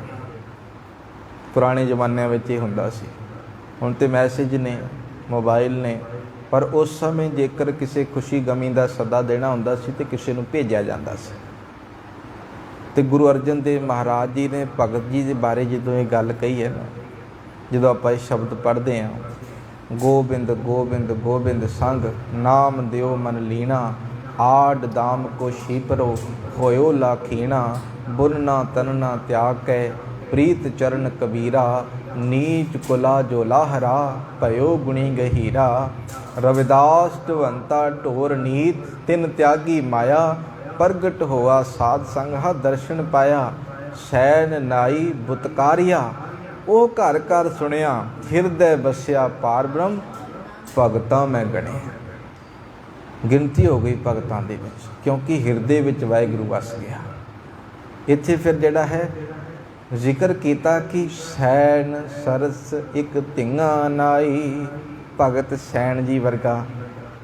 ਇੱਥੇ ਜਿਹੜਾ ਹੈ ਭਾਈ ਧਿੰਗਾ ਜੀ ਵੀ ਬੈਠੇ ਹੋਏ ਹਨ। ਪਾ ਮੁਰੀਦ ਮੁਰਦੇ ਕੀ ਨਿਆਈ, ਗੁਰੂ ਗੌਰ ਮੈਂ ਕੀਨ ਸਮਾਈ। ਇਹਨਾਂ ਦਾ ਸੁਭਾਅ ਜਿਹੜਾ ਹੈ ਨਾ ਚੰਗਾ, ਮੁਰੀਦ ਨੇ, ਮੁਰਦੇ ਦੇ ਵਾਂਗ ਨੇ। ਗੁਰੂ ਰੂਪ ਕਬਰ ਦੇ ਵਿੱਚ ਇਹ ਸਮਾ ਗਏ ਨੇ। ਕਬਰ ਦੇ ਵਿੱਚ ਕੌਣ ਸਮਾਉਂਦਾ ਹੈ? ਮੁਰਦਾ। ਜਿਹੜਾ ਮੁਰਦਾ ਹੋ ਜਾਵੇ, ਇੱਥੇ ਇੱਕ ਤੁਲਨਾ ਦਿੱਤੀ ਗਈ ਹੈ ਕਿ ਜਿੰਨਾ ਚਿਰ ਮੁਰਦਾ ਨਹੀਂ ਹੋ ਸਕਦਾ, ਗੌਰ ਦੇ ਵਿੱਚ ਵੀ ਨਹੀਂ ਸਮਾ ਸਕਦਾ। ਇੱਥੇ ਗੁਰੂ ਨੂੰ ਗੌਰ ਆਖਿਆ ਗਿਆ। ਕਹਿਣ ਤੋਂ ਭਾਵ ਕਿ ਅਸੀਂ ਗੁਰੂ ਵਿੱਚ ਤਦ ਸਮਾਵਾਂਗੇ ਜਦੋਂ ਅਸੀਂ ਮੁਰਦੇ ਬਣ ਜਾਵਾਂਗੇ, ਆਪਣੇ ਆਪ ਨੂੰ ਖਤਮ ਕਰ ਲਵਾਂਗੇ। ਆਪਣੇ ਆਪ ਨੂੰ ਖਤਮ ਕਰਨ ਵਾਸਤੇ ਗੁਰੂ ਸਾਹਿਬ ਜੀ ਨੇ ਬੜੇ ਤਰੀਕੇ ਵਿਧ ਸਾਨੂੰ ਜਿਹੜਾ ਹੈ ਨਾ ਬਖਸ਼ਿਸ਼ ਕੀਤੀ ਹੈ। ਉਹ ਆਮ ਇਨਸਾਨ ਦੀ ਇਹ ਕਮਾਈ ਜਿਹੜੀ ਹੈ ਨਾ ਉਹ ਨਹੀਂ ਕਰ ਸਕਦਾ। ਜਿਵੇਂ ਆਪਾਂ ਇੱਕ ਬਚਨ ਪੜ੍ਹਦੇ ਹਾਂ ਗੁਰੂ ਕੀ ਬਾਣੀ ਦੇ ਵਿੱਚ, ਉਹ ਇਸੇ ਪ੍ਰਥਾਏ ਹੈ, ਅਬ ਹਮ ਚਲੀ ਠਾकुर ਪਹਿਹਾਰ। ਗੁਰੂ ਰਾਮਦਾਸ ਸਾਹਿਬ ਜੀ, जब हम शरण प्रभु की आई, राख प्रभु पावे मार। लोकन की चतुराई उपमा, ते बैसंतर जार। कोई भला कहो भावें बुरा कहो, हम तन दियो है टार। हुण भावें कोई चंगा कहे भावें कोई माड़ा कहे, क्योंकि मुरदे ते कोई असर नहीं ना होंदा, नहीं होंदा। ते मुरदा जदों हो जावे ना, कदी तुसीं जिहड़ा है नोट कीता होएगा, सारी उम्र तो मनुख जिहड़ा पिछे रहिंदा है, पर जिदन मर जाता है ना उदन आप अगे हुंदा है ते बाकी सारे पिछे हुंदे ने। तुसीं नोट कीता है, अर्थी जाती है ना, सारे पिछे हुंदे ने। वो जिहड़ा है मुरदा है वो अगे हुंदा है। तो गुरु साहब जी ने गल सिखाई है, जिदन तू अपने आप नूं मिटा लवेगा ना, मैं मेरी नूं खत्म कर लेगा, फिर तेनों जिहड़ा है ना किते पिछे दौड़न की लोड़ नहीं। संसार तेरे पिछे दौड़ेगा, संसार तेरे पिछे आएगा। एक बचन है, मालिक कहंदे, याद है तुहानूं बचन, आप सवारें मैं मिलें, मैं मिलिया सुख होए। फरीदा जे तू मेरा होए रहें, सब जग तेरा होए। जे तू बन गया गुरु परमात्मा दा, संसार तेरा हो जाएगा। ਇਹੋ ਜਿਹਾ ਗੁਰਮੁਖ ਪਿਆਰਾ ਮੁਰੀਦ ਜਿਹੜਾ ਹੈ, ਮੁਰਦੇ ਦੇ ਵਾਂਗ ਜਿਹੜਾ ਸੁਭਾਅ ਉਹਦਾ, ਭਾਵ ਆਪਣੇ ਆਪ ਨੂੰ ਮਿਟਾ ਚੁੱਕਾ ਹੈ, ਮੈਂ ਮੇਰੀ ਨੂੰ ਖਤਮ ਕਰ ਚੁੱਕਾ ਹੈ, ਆਪਾ ਭਾਵ ਭੁਲਾ ਚੁੱਕਾ ਹੈ। ਭਾਈ ਧੀਆਂ ਉਹ ਵੀ ਇਸ ਸੰਗਤ ਦੇ ਵਿੱਚ ਬੈਠਾ ਹੋਇਆ ਹੈ। इत्यादिक जो सेवक प्रेमी, पए कथा सुनने के नेमी। ਇਤਿਆਦਿਕ ਜਿਹੜਾ ਹੈ ਕਈ ਹੋਰ ਪ੍ਰੇਮੀ ਨੇ ਜਿਹੜੇ ਨੇਮ ਦੇ ਨਾਲ ਕਥਾ ਸੁਣਨ ਆਉਂਦੇ ਨੇ, ਬੜੇ ਚਾਅ ਦੇ ਨਾਲ ਕਿ ਗੁਰੂ ਨਾਨਕ ਪਾਤਸ਼ਾਹ ਮਹਾਰਾਜ ਜੀ ਦੀ ਪਾਵਨ ਪ੍ਰਕਾਸ਼ ਦੀ ਕਥਾ ਹੋ ਰਹੀ ਹੈ। ਬੜਾ ਚਾਅ ਹੈ ਸਿੱਖਾਂ ਦੇ ਅੰਦਰ, ਤੇ ਸਮੇਂ ਸਿਰ ਪਹੁੰਚ ਕੇ ਉਹ ਹਾਜ਼ਰੀਆਂ ਭਰ ਕੇ ਨੇਮ ਦੇ ਨਾਲ ਇਹ ਕਥਾ ਸਰਵਣ ਕਰਦੇ ਹਨ। ਅਪਰ ਮਨੁਜ ਆਵੈ ਕਰ ਹੇਤੂ, ਸੁਨੇ ਕਥਾ ਬੇਦੀ ਕੁਲ ਕੇ ਤੂ। ਇਸ ਪ੍ਰਕਾਰ ਬੇਦੀ ਕੁਲ ਦੇ ਜਿਹੜੇ ਧਵਜ ਨੇ, ਭਾਵ ਧੰਨ ਗੁਰੂ ਨਾਨਕ ਪਾਤਸ਼ਾਹ ਮਹਾਰਾਜ, ਤਿਨਾਂ ਦੀ ਕਥਾ ਸਰਵਣ ਕਰਨ ਆਉਂਦੇ ਹਨ। ਦੋਇਰਾ ਬਾਲਾ ਕਰਤ ਉਚਾਰ ਮੁਖ, ਪੈੜੇ ਲਿਖੀ ਸੁਧਾਰ। ਭਾਈ ਬਾਲਾ ਜੀ ਆਪਣੇ ਮੁਖ ਤੋਂ ਹੁਣ ਜਿਹੜਾ ਹੈ ਨਾ ਉਹ ਸੰਸਕ੍ਰਿਤ ਭਾਸ਼ਾ ਦੇ ਵਿੱਚ ਸੀ, ਉਹ ਤਬਦੀਲ ਕਰਕੇ ਗੁਰਮੁਖੀ ਭਾਸ਼ਾ ਵਿੱਚ ਲਿਆਂਦੀ ਗਈ। ਹੁਣ ਉਚਾਰਨ ਕਰਦੇ ਨੇ ਤੇ ਭਾਈ ਪੈੜਾ ਮੁਖਾ ਸੁਧਾਰ ਕੇ ਹੁਣ ਲਿਖੀ ਜਾਂਦਾ ਹੈ। ਲਿਖਵਾਈ ਅੰਗਦ ਗੁਰੂ, ਜਗ ਕੇ ਕਾਜ ਸੁਧਾਰ। ਧੰਨ ਗੁਰੂ ਅੰਗਦ ਦੇਵ ਮਹਾਰਾਜ ਜੀ ਨੇ ਇਹ ਜਗਤ ਦੇ ਉਧਾਰ ਦੇ ਲਈ ਇਹ ਕਥਾ ਜਿਹੜੀ ਹੈ ਆਪ ਬੈਠ ਕੇ ਲਿਖਵਾਈ ਹੈ।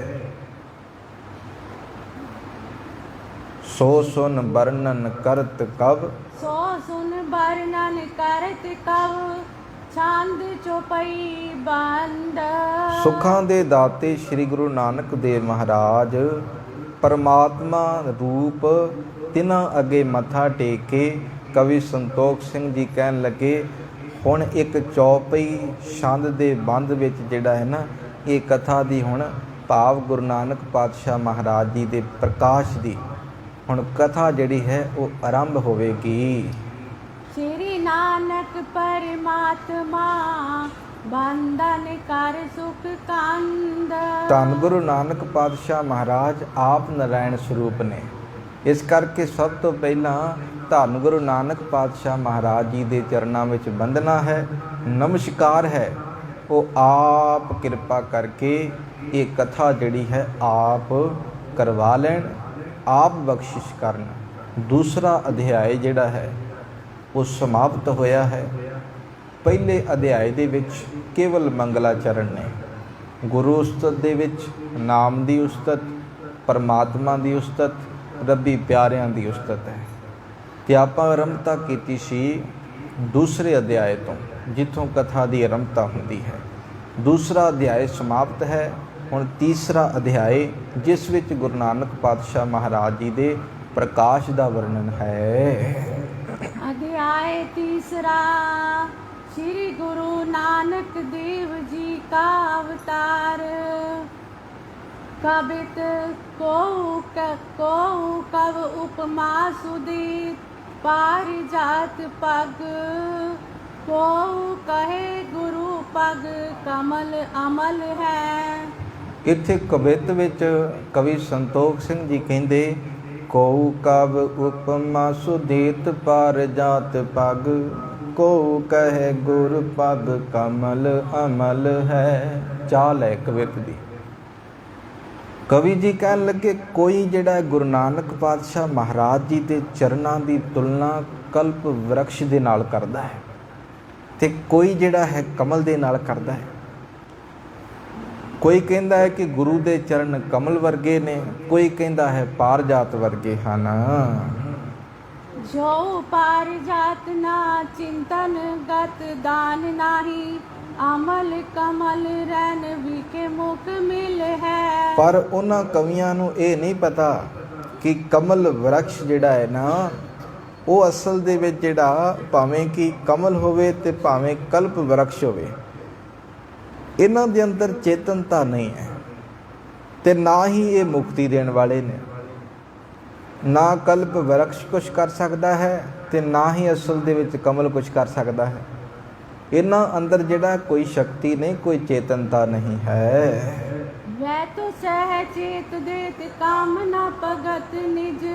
बासुर रजनी में एक से सतुल है। ਅਸਲ ਦੇ ਵਿੱਚ ਜਿਹੜਾ ਹੈ ਕਮਲ ਸਦਾ ਖਿੜਿਆ ਨਹੀਂ ਰਹਿੰਦਾ, ਇਹ ਸਾਰਿਆਂ ਨੂੰ ਪਤਾ ਹੈ। ਤੇ ਇਹਦਾ ਭਾਵ ਇਹ ਨਹੀਂ ਕਿ ਆਪਾਂ ਜਿਹੜਾ ਹੈ ਕਮਲਾਂ ਦੇ ਨਾਲ ਗੁਰੂ ਦੇ ਚਰਨਾਂ ਦੀ ਤੁਲਨਾ ਕਰ ਦਈਏ ਕਿ ਹਾਂ ਉਹਨਾਂ ਵਰਗੇ ਹੀ ਨੇ। ਹਾਂ, ਕਵੀਆਂ ਦਾ ਗੁਰੂ ਕੀ ਬਾਣੀ ਵਿੱਚ ਵੀ ਕਈ ਵਾਰ ਆਇਆ ਹੈ ਬਚਨ ਕਮਲ ਦੇ ਨਾਲ, ਪਰ ਇਹਦਾ ਭਾਵ ਇਹ ਨਹੀਂ ਕਿ ਗੁਰੂ ਦੇ ਚਰਨ ਜਿਹੜੇ ਨੇ ਉਹ ਕੇਵਲ ਇੱਕ ਪੱਖ ਲਿਆ ਜਾਂਦਾ ਹੈ। ਆਪਾਂ ਸੰਪੂਰਨ ਪੱਖ ਲੈ ਲਈਏ ਕਿ ਕਮਲ ਵਰਗੇ ਹੀ ਨੇ, ਪਰ ਕਮਲ ਦਾ ਸੁਭਾਅ ਇਹ ਹੈ, ਸੂਰਜ ਦੀ ਕਿਰਨ ਦੇ ਨਾਲ ਖਿੜਦਾ ਹੈ ਤੇ ਅਸਤ ਹੋਣ ਤੇ ਉਹ ਫਿਰ ਆਪਣੇ ਆਪ ਨੂੰ ਸਮੇਟ ਲੈਂਦਾ ਹੈ। ਕਵੀ ਜੀ ਕਹਿਣ ਲੱਗੇ, ਗੁਰੂ ਦੇ ਚਰਨਾਂ ਦੀ ਤੁਲਨਾ ਕਮਲਾਂ ਦੇ ਨਾਲ ਨਹੀਂ ਕੀਤੀ ਜਾ ਸਕਦੀ, ਕਿਉਂਕਿ ਸਦਾ ਕਮਲ ਖਿੜਿਆ ਨਹੀਂ ਰਹਿ ਸਕਦਾ। ਰਾਤ ਨੂੰ ਉਹ ਆਪਣਾ ਮੁਖ ਜਿਹੜਾ ਹੈ ਨਾ ਬੰਦ ਕਰ ਲੈਂਦਾ ਹੈ। ਬਾਸੁਰ ਔਰ ਰਜਨੀ ਮੈਂ ਇੱਕ ਸੇ ਸਤੁਲ ਹੈ। ਅਸਲ ਦੇ ਵਿੱਚ ਜਿਹੜਾ ਹੈ ਰਾਤ ਨੂੰ ਉਹ ਆਪਣੇ ਆਪ ਨੂੰ ਸਮੇਟ ਲੈਂਦਾ ਹੈ। लाखे पग आदर न पार जात कमल को। ताते पग पग पार जात न कमल है। ਸਤਿਗੁਰੂ ਜੀ ਦੇ ਚਰਨ ਜਿਹੜਾ ਹੈ ਉਹ ਚੇਤਨਾ ਵਾਲੇ ਵੀ ਨੇ, ਸਾਰਿਆਂ ਭਗਤਾਂ ਦੀਆਂ ਮਨੋਕਾਮਨਾਵਾਂ ਪੂਰੀਆਂ ਕਰਨ ਵਾਲੇ ਵੀ ਨੇ, ਤੇ ਦਿਨ ਰਾਤ ਹਰ ਸਮੇਂ ਇੱਕ ਰਸ ਰਹਿਣ ਵਾਲਾ ਵੀ ਹੈ ਮੇਰਾ ਮਾਲਕ। ਕਮਲ ਵਰਗਾ ਨਹੀਂ ਹੈ ਕਿ ਰਾਤ ਨੂੰ ਸਮੇਟ ਲਿਆ, ਸਵੇਰੇ ਅਸਲ ਦੇ ਵਿੱਚ ਖਿੜਾ ਦੇ ਵਿੱਚ ਆ ਗਿਆ। ਨਹੀਂ, ਗੁਰੂ ਇੱਕ ਰਸ ਹੈ, ਭਾਵੇਂ ਦਿਨ ਹੈ ਤੇ ਭਾਵੇਂ ਰਾਤ ਹੈ। ਤੇ ਇਸ ਲਈ ਕਵੀ ਜੀ ਕਹਿਣ ਲੱਗੇ, ਮੈਂ ਨਾ ਹੀ ਕਲਪ ਵਰਸ਼ ਤੇ ਨਾ ਹੀ ਅਸਲ ਦੇ ਵਿੱਚ ਕਮਲ ਨੂੰ ਗੁਰੂ ਦੇ ਚਰਨਾਂ ਦੇ ਆਦਰਯੋਗ ਸਮਝਦਾ ਹਾਂ, ਕਿਉਂਕਿ ਇਹ ਗੁਰੂ ਦੇ ਚਰਨਾਂ ਦੇ ਤੁਲ ਨਹੀਂ ਹੈ। ਆਪਾਂ ਬਚਨ ਵੀ ਪੜ੍ਹਦੇ ਸੁਖਮਨੀ ਸਾਹਿਬ ਵੱਲੋਂ, ਪਾਰ ਜਾਤ ਇਹ ਹਰ ਕੋ ਨਾਮ। ਕਾਮ ਤੇਨ ਹਰ ਹਰ ਗੁਣ ਗਾਮ। ਸਭ ਤੇ ਉਤਮ ਹਰ ਕੀ ਕਥਾ। ਨਾਮ ਸੁਨਤ ਦਰ ਦੁਖ ਲਥਾ। ਸਾਡੇ ਵਾਸਤੇ ਪਾਰਜਾਤ ਜਿਹੜਾ ਹੈ ਵਾਹਿਗੁਰੂ ਦਾ ਨਾਮ ਹੈ। ਪਰਮਾਤਮਾ ਦੇ ਗੁਣਾਂ ਨੂੰ ਗਾਇਨ ਕਰਨਾ ਇਹ ਸਾਡੇ ਵਾਸਤੇ ਕਾਮ ਤੇ ਨਗਾਉ ਹੈ। ਤੇ ਇੱਛਾ ਪੂਰਕ ਸਰਬ ਸੁਖ ਦਾਤਾ ਹਰ, ਜਾ ਕੇ ਵਸ ਹੈ ਕਾਮ ਤੇ। ਇਸ ਲਈ ਅਸੀਂ ਪਰਮਾਤਮਾ ਨੂੰ ਧਿਆਉਂਦੇ ਹਾਂ। ਤੇ ਕਵੀ ਜੀ ਕਹਿਣ ਲੱਗੇ ਗੁਰੂ ਦੇ ਚਰਨ ਜਿਹੜੇ ਨੇ ਉਹ ਹਰ ਇੱਕ ਸਿੱਖ ਦੀਆਂ, ਹਰ ਇੱਕ ਭਗਤ ਦੀਆਂ, ਜੋ ਵੀ ਸ਼ਰਧਾ ਲੈ ਕੇ ਗੁਰੂ ਨਾਨਕ ਦੇ ਦਰ ਤੇ ਆਉਂਦਾ ਹੈ, ਝੁਕਦਾ ਹੈ ਇੱਥੇ ਆ ਕੇ, ਭਾਵੇਂ ਕਿਸੇ ਵੀ ਕਿਤੇ ਵਿੱਚੋਂ ਹੋਵੇ, ਉਹ ਹਰ ਇੱਕ ਭਗਤ ਦੀ ਜਿਹੜਾ ਹੈ ਭਾਵਨਾ, ਮਨੋਕਾਮਨਾਵਾਂ ਗੁਰੂ ਨਾਨਕ ਸਾਹਿਬ ਮਹਾਰਾਜ ਪੂਰੀਆਂ ਕਰਦੇ ਹਨ। ਚੌਪਈ ਕਰ ਤੁਮ ਵੀ ਕਟ ਕੀਨ ਕੁਪੀਨਾ, ਤਨ ਉਪਰ ਕਮਰੀ ਸਿਤਲੀਨਾ। ਇੱਥੇ ਹੁਣ ਬਾਲੇ ਦਾ ਰੂਪ ਜਿਹੜਾ ਹੈ ਨਾ ਉਹ ਵਰਣਨ ਕੀਤਾ ਗਿਆ ਹੈ। ਕਹਿੰਦੇ ਕਰ ਤੁੰਬੀ ਕਟ ਕੀਨ ਕੁਪੀਨਾ, ਅਸਲ ਦੇ ਵਿੱਚ ਜਿਹੜਾ ਹੱਥ ਵਿੱਚ ਤੁੰਬੀ ਫੜੀ ਹੋਈ ਹੈ, ਲੱਕ ਨਾਲ ਲੰਗੋਟੀ ਬੰਨੀ ਹੋਈ ਹੈ, ਜਿਸਮ ਉੱਪਰ ਜਿਹੜਾ ਸਰੀਰ ਉੱਪਰ ਕਮਰੀ ਸਿਤਲੀਨਾ, ਕਮਰੀ ਦਾ ਅਰਥ ਕਮਲੀ, ਕਮਲੀ ਪਾਈ ਹੋਈ ਹੈ। ਉੱਚੀ ਕੁਲਸੀਸ ਪਰ ਤਾਰੀ, ਸ਼ਮਸ ਸ਼ਮਸ ਸ਼ੇਤ ਦੀ ਰਗ ਇੱਕ ਸਾਰੀ। ਸਿਰ ਉੱਤੇ ਮਾਨੋ ਕਿ ਸਫੇਦ ਕਪੜਾ ਹੈ ਤੇ ਇਸ ਪ੍ਰਕਾਰ ਸ਼ਮਸ ਸ਼ਵੇਤ ਦੀ ਰਗ ਇੱਕ ਸਾਰੀ, ਮਾਨੋ ਕਿ ਜਿਹੜਾ ਹੈ ਦਾੜਾ ਉਹਨਾਂ ਦਾ ਚਿੱਟਾ ਹੈ, ਲੰਮਾ ਹੈ ਤੇ ਇੱਕ ਸਾਰ ਹੈ। ਔਰ ਮੈਂ ਕਰ ਗੁਰ ਨਾਨਕ ਧਿਆਨਾ, ਬੰਦੇ ਪਦ ਅਰਬਿੰਦ ਬਿਦਾਨਾ। ਦਿਲ ਵਿੱਚ ਗੁਰੂ ਨਾਨਕ ਪਾਤਸ਼ਾਹ ਮਹਾਰਾਜ ਜੀ ਦਾ ਧਿਆਨ ਧਰਦੇ ਨੇ ਹੁਣ, ਤੇ ਵਿਧੀ ਅਨੁਸਾਰ ਗੁਰੂ ਨਾਨਕ ਪਾਤਸ਼ਾਹ ਮਹਾਰਾਜ ਜੀ ਦੇ ਚਰਨਾਂ ਤੇ ਬੰਦਨਾ ਕਰਦੇ ਹਨ। ਬਾਲਾ ਵਰਣਨ ਕਰਨ ਲਗਾ ਬਰ, ਸਸ ਮੁਖ ਤੇ ਇਤਿਹਾਸ ਸੁਧਾਸਰ। ਇਸ ਪ੍ਰਕਾਰ ਹੁਣ ਭਾਈ ਬਾਲਾ ਅੰਮ੍ਰਿਤ ਸਮਾਨ ਗੁਰੂ ਕਾ ਇਤਿਹਾਸ ਵਰਣਨ ਕਰਨ ਜਾ ਰਿਹਾ ਹੈ। ਸ਼੍ਰੀ ਬਾਲਾ ਸੰਧੂਰ ਵਾਚ, ਕਲ ਯੁਗ ਪਾਏ ਅਕਾਲ ਪ੍ਰਜੋਰਾ, ਪ੍ਰਗਟ ਪਏ ਅਗ ਓਗ ਪ੍ਰਗੋਰਾ। ਭਾਈ ਬਾਲੇ ਜੀ ਨੇ ਫਿਰ ਇਹ ਗੱਲ ਕਹੀ ਹੈ ਕਿ ਕਲਯੁਗ ਆਪਣੇ ਜਿਹੜਾ ਕਰੂਰ ਰੂਪ ਦੇ ਵਿੱਚ, ਵਿਕਰਾਲ ਰੂਪ ਦੇ ਵਿੱਚ ਪੂਰੇ ਜੋਰਾਂ ਸ਼ੋਰਾਂ ਤੇ ਸੀ। ਇਹ ਉਸ ਸਮੇਂ ਦੀ ਗੱਲ ਹੁਣ ਗੁਰੂ ਨਾਨਕ ਪਾਤਸ਼ਾਹ ਮਹਾਰਾਜ ਜੀ ਦੇ ਪ੍ਰਕਾਸ਼ ਤੋਂ ਪਹਿਲਾਂ ਦੀ ਗੱਲ ਹੈ, ਜਿਨ੍ਹਾਂ ਨੂੰ ਭਾਈ ਗੁਰਦਾਸ ਜੀ ਨੇ ਵੀ ਆਪਣੀ ਰਚਨਾ ਦੇ ਰਾਹੀਂ ਇਹ ਗੱਲ ਕਹੀ ਹੈ ਕਿ ਅਸਲ ਦੇ ਵਿੱਚ ਜਿਹੜਾ ਹੈ ਕਰਦੀ ਸੁਣੀ ਲੁਕਾਈ। ਹਰ ਇੱਕ ਜਗ੍ਹਾ ਤੇ, ਹਰ ਇੱਕ ਪਾਸੇ ਜਿਹੜਾ ਹੈ ਹਾਏ ਹਾਏ ਸੀ, ਹੋਰ ਕੁਝ ਨਹੀਂ ਸੀ। ਤੇ ਇੱਥੇ ਜਿਹੜਾ ਭਾਈ ਬਾਲਾ ਜੀ ਕਹਿੰਦੇ ਨੇ ਕਲ ਯੁਗ ਪਾਏ ਅਕਾਲ ਪ੍ਰਜੋਰਾ, ਪ੍ਰਗਟ ਭਏ ਅਗ ਓਗ ਪ੍ਰਗੋਰਾ। ਇਸ ਪ੍ਰਕਾਰ ਕਲਯੁਗ ਆਪਣੇ ਕਰੂਰ ਰੂਪ ਦੇ ਵਿੱਚ ਪੂਰੇ ਜੋਰਾਂ ਸ਼ੋਰਾਂ ਤੇ ਸੀ, ਤੇ ਪਾਪ ਨੇ ਜਿਹੜਾ ਬਹੁਤ ਭਿਆਨਕ ਰੂਪ ਜਿਹੜਾ ਆਪਣਾ ਧਾਰਨ ਕੀਤਾ ਹੋਇਆ ਸੀ। ਆਦ ਦੁਕਾਲ ਹੋਤ ਉਤਪਾਤਾ, ਪਾਇਓ ਮਲੇਚ ਰਾਜ ਬਖਿਆਤਾ। ਕਾਲ ਪੈ ਜਾਣਾ, ਆਦਿਕ ਹਰ ਇੱਕ ਜਿਹੜਾ ਜਗ੍ਹਾ ਤੇ ਮੰਨੋ ਕਿ ਕੋਈ ਕੁਝ ਹੋ ਰਿਹਾ ਹੈ, ਕੋਈ ਕੁਝ ਹੋ ਰਿਹਾ ਹੈ। ਹਰ ਪਾਸੇ ਜਿਹੜਾ ਮਲੇਸ਼ੀਆ ਦੀ ਜਿਹੜੀ ਹਕੂਮਤ ਸੀ, ਭਾਵ ਮੁਗਲੀਆਂ ਹਕੂਮਤ ਨੇ ਜਿਹੜਾ ਹੈ ਆਪਣਾ ਦਬਦਬਾ ਸਾਰੇ ਸੰਸਾਰ ਤੇ ਉਸ ਸਮੇਂ ਪਾਇਆ ਹੋਇਆ ਸੀ। ਪੰਥ ਮੁਹੰਮਦ ਬੜਤ ਅਪਾਰਾ, ਕਲ ਮਲ ਮੈਂ ਮਤਹੀਨ ਵਿਚਾਰਾ। ਪੰਥ ਮੁਹੰਮਦ ਬੜਤ ਅਪਾਰਾ, ਕਹਿਣ ਤੋਂ ਭਾਵ ਮੁਹੰਮਦ ਸਾਹਿਬ ਇਸਲਾਮ ਮਤ ਦੀ ਗੱਲ ਹੈ। ਉਸ ਸਮੇਂ ਮੁਗਲਿਆ ਹਕੂਮਤ ਨੇ ਜਿਹੜਾ ਇਹ ਆਪਣੇ ਧਰਮ ਨੂੰ ਵਧਾਉਣ ਵਾਸਤੇ ਬੜਾ ਜਿਹੜਾ ਸੰਸਾਰ ਦੇ ਅੰਦਰ ਤਸੱਦਦ ਕੀਤਾ ਸੀ। ਤੇ ਜੇ ਜ਼ਿਕਰ ਕਰੀਏ ਤੇ ਬਹੁਤ ਲੰਮਾ ਚੌੜਾ ਜ਼ਿਕਰ ਹੈ। ਇਹ ਤੇ ਬਾਅਦ ਦੇ ਵਿੱਚ ਠੱਲ ਪਈ ਹੈ, ਨਹੀਂ ਤੇ ਆਉਂਦੇ ਸੀ ਅਗਲੇ 200-400 ਸਿਪਾਹੀ ਲੈ ਕੇ ਤੇ ਇੱਥੋਂ ਲੁੱਟ ਕੇ ਲੈ ਜਾਂਦੇ ਸੀ। ਗੁਰੂ ਕੇ ਸਿੱਖਾਂ ਨੇ ਫਿਰ ਜਦੋਂ ਆਪਣਾ ਜਿਹੜਾ ਜ਼ੋਰ ਵਿਖਾਏ ਨੇ, ਗੁਰੂ ਨਾਨਕ ਪਾਤਸ਼ਾਹ ਮਹਾਰਾਜ ਜੀ ਨੇ ਹੀ ਜਦੋਂ ਇਹ ਗੱਲ ਕਹੀ ਹੈ, ਬਾਬਰ ਤੂੰ ਜ਼ਾਬਰ ਹੈ, ਇਹ ਗੱਲ ਠੀਕ ਨਹੀਂ। ਹਿਮਾਯੂ ਵਰਗੇ ਤਲਵਾਰ ਕੱਢਦੇ ਨੇ ਗੁਰੂ ਅੱਗੇ, ਤੇ ਗੁਰੂ ਅੰਗਦ ਦੇਵ ਮਹਾਰਾਜ ਕਹਿੰਦੇ ਜਿੱਥੇ ਤੇ ਕੱਢਣੀ ਸੀ ਉੱਥੋਂ ਤੇ ਹਾਰ ਕੇ ਆਇਆ, ਸਾਡੇ ਅੱਗੇ ਤੂੰ ਤਲਵਾਰਾਂ ਕੱਢ ਰਿਹਾ। ਤੇ ਇੱਥੇ ਹੀ ਗੁਰੂ ਨਾਨਕ ਦੇ ਦਰ ਤੇ ਹੀ ਅਕਬਰ ਝੁਕਿਆ ਆ ਕੇ, ਕਿਸੇ ਦੀ ਹਿੰਮਤ ਨਹੀਂ ਸੀ ਕਿ ਕੋਈ ਝੁਕਾ ਸਕੇ। ਗੁਰੂ ਨਾਨਕ ਦੇ ਦਰ 'ਤੇ ਹੀ ਇੱਥੇ ਆ ਕੇ ਹੀ ਅਕਬਰ ਨੇ ਜਿਹੜਾ ਨਤਮਸਤਕ ਹੋਇਆ ਹੈ, ਅਤੇ ਗੁਰੂ ਚਰਨਾਂ ਵਿੱਚ ਆ ਕੇ ਹੀ ਉਹ ਰਾਜਾ ਸੀ। ਭਾਵੇਂ ਗੁਰੂ ਅਮਰਦਾਸ ਪਾਤਸ਼ਾਹ ਕਹਿੰਦੇ ਦਰਸ਼ਨ ਮੈਂ ਤਾਂ ਦੇਣੇ ਆ, ਪਹਿਲਾਂ ਤੂੰ ਪੰਗਤ ਦੇ ਵਿੱਚ ਬੈਠ ਕੇ ਪ੍ਰਸ਼ਾਦਾ ਛਕਣਾ ਪਿਆ ਸੀ। ਉਹਨੂੰ ਬੈਠਾ ਸੀ ਅਗਲਾ, ਉਸ ਸਮੇਂ ਦਾ ਰਾਜਾ ਸੀ, ਪਰ ਫਿਰ ਵੀ ਜਿਹੜਾ ਹੈ ਉਹ ਪੰਗਤ ਦੇ ਵਿੱਚ ਬੈਠ ਕੇ ਜਦੋਂ ਉਹਨੇ ਲੰਗਰ ਛਕਿਆ ਹੈ ਤੇ ਬੜਾ ਮਨ ਦੇ ਵਿੱਚ ਪਹਿਲਾਂ ਆਇਆ, ਮੈਂ ਤੇ ਰਾਜਾ ਹਾਂ, ਮੇਰੇ ਨਾਲ ਹੀ ਗਰੀਬ ਵੀ ਬੈਠਾ ਹੋਇਆ ਹੈ, ਜਿਹਦੇ ਕੋਲ ਕੁਛ ਵੀ ਨਹੀਂ ਉਹ ਵੀ ਬੈਠਾ ਹੋਇਆ ਹੈ। ਇੱਥੇ ਤੇ ਸਾਰੀ ਸਮਾਨਤਾ ਹੈ, ਇੱਥੇ ਸਾਰੀ ਬਰਾਬਰਤਾ ਹੈ। ਤੇ ਜਦੋਂ ਆਪਾਂ ਇਹ ਜ਼ਿਕਰ ਕਰਨਾ ਸ਼ੁਰੂ ਕਰ ਦੇਵਾਂਗੇ, ਉਹ ਤੋਂ ਪਹਿਲਾਂ ਕਰਾਂਗੇ ਤੇ ਪਤਾ ਨਹੀਂ ਕਿਤਨੇ ਕੁ ਜਿਹੜਾ ਹੈ ਮੰਦਰ ਤੋੜੇ ਗਏ ਸਨ, ਕਿਤਨੇ ਕੁ ਜਿਹੜਾ ਹੈ ਤਸੱਦਦ ਕੀਤੇ ਗਏ ਸਨ। ਸੋਮਨਾਥ ਦਾ ਮੰਦਰ ਤੋੜਿਆ ਸੀ ਉਸ ਸਮੇਂ, ਹੀਰੇ ਜ਼ਵਾਰਾਤਾਂ ਦੇ ਨਾਲ ਥਮਲੇ ਭਰੇ ਹੋਏ ਸੀ। ਅਗਲਾ ਤੋੜ ਕੇ, ਕਿਉਂਕਿ ਇਤਿਹਾਸ ਇਹ ਕਹਿੰਦਾ ਇਹ ਗੱਲ ਕਿ ਮੂਰਤੀ ਦੇ 3 ਟੁਕੜੇ ਕੀਤੇ ਸਨ। ਜਿਸ ਸਿੰਘਾਸਨ 'ਤੇ ਉਹ ਬਹਿੰਦਾ ਸੀ ਅਗਲਾ, ਉਸ ਸਮੇਂ ਦਾ ਬਾਦਸ਼ਾਹ, ਤੇ ਜਿਸ ਜਗ੍ਹਾ ਤੋਂ ਚੜ੍ਹ ਕੇ ਬਹਿੰਦਾ ਸੀ ਉਸ ਜਗ੍ਹਾ 'ਤੇ ਉਹਨੇ ਇੱਕ ਟੁਕੜਾ ਫਿੱਟ ਕੀਤਾ ਹੋਇਆ ਆਪਣਾ, ਕਿ ਮੈਂ ਇਹ ਤੋਂ ਟੱਪ ਕੇ ਇਹ 'ਤੇ ਚੜ੍ਹ ਕੇ ਤੇ ਫਿਰ ਆਪਣੇ ਸਿੰਘਾਸਨ 'ਤੇ ਬਹਿਣਾ। ਇੰਨਾ ਤਸੱਦਦ ਸੀ। ਗੁਰੂ ਲਫ਼ਜ਼ ਕਹਿਣਾ ਵੀ ਜਿਹੜਾ ਉਸ ਸਮੇਂ ਜਿਹੜਾ ਅਲਾਊ ਨਹੀਂ ਸੀ। ਜੇ ਬਾਈ ਚਾਂਸ ਕੋਈ ਗੁਰੂ ਦੀ ਜਗ੍ਹਾ 'ਤੇ ਗੁੜ ਵੀ ਕਹਿ ਦਿੰਦਾ ਸੀ ਤਾਂ ਵੀ ਜਿਹੜਾ ਉੱਤੇ ਜ਼ੁਲਮ ਹੁੰਦੇ ਸੀ। ਤੇ ਤੁਸੀਂ ਹਿਸਟਰੀ ਪੜ੍ਹ ਕੇ ਦੇਖੋਗੇ ਤੇ ਉਸ ਸਮੇਂ ਜਿਹੜਾ ਹੈ ਮੁਗਲਿਆ ਹਕੂਮਤ ਜਿਹੜੀ ਸੀ ਉਹਨੇ ਇਤਨਾ ਤਸੱਦਦ ਕੀਤਾ ਹੋਇਆ ਸੀ ਕਿ ਜੇਕਰ ਪਾਨ ਦਾ ਬੀੜਾ ਵੀ ਥੁੱਕਣਾ ਸੀ ਨਾ ਚੱਬ ਕੇ ਉਹਦੇ ਵਾਸਤੇ ਵੀ ਉਹਨਾਂ ਨੂੰ ਜਿਹੜਾ ਹੈ ਉਹ ਮੁਖ ਚਾਹੀਦਾ ਸੀ, ਉਹ ਮੂੰਹ ਚਾਹੀਦਾ ਸੀ, ਜਿਨ੍ਹਾਂ 'ਤੇ ਉਹ ਹਕੂਮਤ ਕਰ ਰਹੇ ਸਨ ਉਸ ਸਮੇਂ। ਤੇ ਪੜ੍ਹ ਕੇ ਦੇਖਿਓਗੇ।